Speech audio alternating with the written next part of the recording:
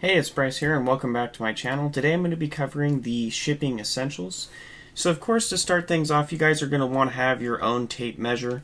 So if you're not already printing your own labels at home, that's a huge piece that you're going to need in order to do that. And as well as that, you're going to want to get your own scale. So currently I use this Saga scale, and to be fair, it goes up to 86 pounds, and for what it is, it's pretty good. I think I paid probably under what that one was, probably about 18 bucks for this, and I'm still using it. I've had it for probably over a year. The accuracy is perfect. I've tested it to compare it to the actual ones at the post office when they go in and weigh it. So with one of these, the only cons that I actually had with it was the fact that if you had too large of an item, so if I was going to put a huge box on it, especially if you're pushing towards that 86 pound limit, you're going to have something pretty big usually. So what I would actually do is preset something on the scale so I could still see the reader on there. However, if you do have the extra upfront capital when you're going to go buy your scale, I would get one of the ones that actually have the reader separate. It's going to make a huge difference when you actually go to weigh something, and especially if you are not going to be so tight on space. So for me, this is a huge convenience in the fact of how big this is, and I can easily move this places. I can actually put batteries in it as well instead of the AC charger, depending on how I want to use it. So for me and how I use it, this is perfect. I've only had probably one thing go over 86 pounds, and what I actually did was use a bathroom scale. So I just weighed myself first and then picked up the package and then went on the scale with it. So that's another way to get around that. And I'm also going to have the link for all this stuff in the description. My next big suggestion would be to get half-inch bubble wrap. So the half-inch is going to be a lot thicker than the typical bubble wrap that you're going to actually find most of the time. And I like using this stuff for electronics. It makes a huge difference in terms of protection. I rarely ever get a broken item. I was actually just going to start using the 2-foot long one because I sell a lot of things like receivers and things like that. But if you're selling video game consoles and stuff like that, I would probably stick with the 12-inch because you can easily wrap like a Nintendo 64, Super Nintendo, things like that. It easily wraps into the 12-inch version of this. As well as that, I'm going to advise that you get the 3/16 inch bubbles as well. This is great for smaller items, especially if it's going to start taking up a lot of space to have those big bubbles. It's not always convenient to do that. And sometimes what I like to even do with the 3/16 is I use it for the initial layer of protection when I'm actually wrapping an item, and then it makes it easier to tape the large bubbles around it. So it kind of just depends on what I'm selling, but it is kind of nice to have that little base layer of bubbles in case those big bubbles end up breaking.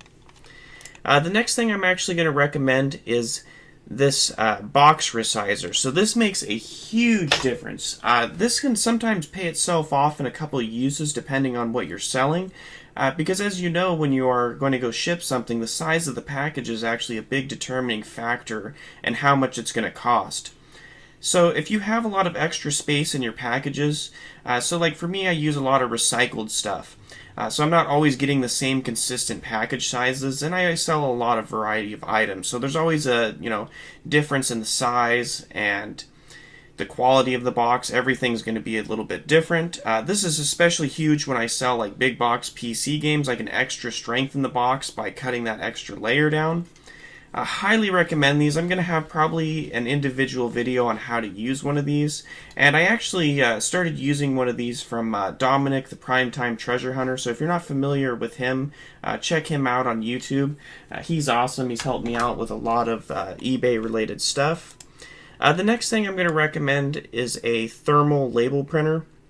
So I use the Dymo, but there is a lot of other variants of printers you could use. And so you're going to have a bit of an upfront cost with a label printer like this. But for me, I don't use official Dymo labels. So I get my labels all the way down to probably like about a cent a piece. So it only costs me about a cent, and it literally just prints off a sticker, and it is self-adhesive. So it just cuts out a ton of work. You're not going to be cutting out labels, taping them on to the package. It makes a huge difference in the actual cost of ink and everything. If you're using a standard printer printing a lot of labels, you're just, really just wasting your money. So thermal printer is going to make a huge difference. That was probably one of the best things that I've invested in with shipping. Just makes a huge difference in the overall time and quality, and it looks more professional, not a taped on label. So many benefits to it. The only cons I have with the Dymo 4XL was the fact it was a little bit of a pain setting it up, and the fact that you can't print off military labels. So I don't get a lot of military labels, and other times you'll have weird labels for other things that you just can't print with the Dymo. So that's kind of an annoyance to me. Maybe there is a site that'll resize the picture or something like that. Maybe you could do it, but I know with like military labels, it would be way too small to actually fit that on the Dymo label. So you would probably still have to have a conventional printer around or access to one in order to ship to military, and maybe other circumstances where you might end up needing that as well. So I'd be sure to consider that when you're going to make the purchase towards that. You could probably pick up one of these new for about $160. Used is just probably a little bit over $100. Just make sure you consider when you buy the standard package in it, it does not come with very many labels. So that was one thing that was frustrating for me. It had, when I was getting used to using it, I burnt up all the labels, and then I didn't have any, and I actually had to go buy ink from the store after that. So that was pretty frustrating. The last thing I'm going to suggest is this tape dispensing gun. This is going to save you a ton of time because when you're usually taking off tape, you'll actually end up usually getting a little bit of a tear or something like that. So with the tape dispenser, it starts making it a lot easier. This eBay tape in particular isn't always easy to get off, at least in my experience, but I have a ton of it. So you see how I have the tear there? That's a common thing that'll happen, and it's especially even more annoying when it happens without it on one of these. So the rate of which you're going to actually be able to dispense the tape, and of course if I was in between freshly cutting that, it's going to make it a lot easier. Sometimes I'll even actually take a pocket knife and just cut it down, and then I'll have a fresh new piece to start off again, and then I won't have those little snags and tears on it. This one in particular, I think I found it at Goodwill for like $5 quite a while ago, and this was a great investment. You could probably get off-brand ones.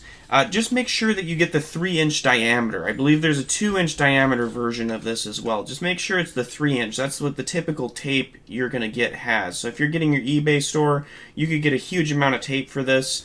Although I probably might go back to clear tape after this. I'm going to see how it goes. I haven't been too big of a fan of this eBay tape, but it's been pretty decent, I have to say. So anyways, guys, if you have any questions or comments, or if you want, you can check out my other shipping videos as well. I'm going to have a link for that. Anyways, guys, have a great day.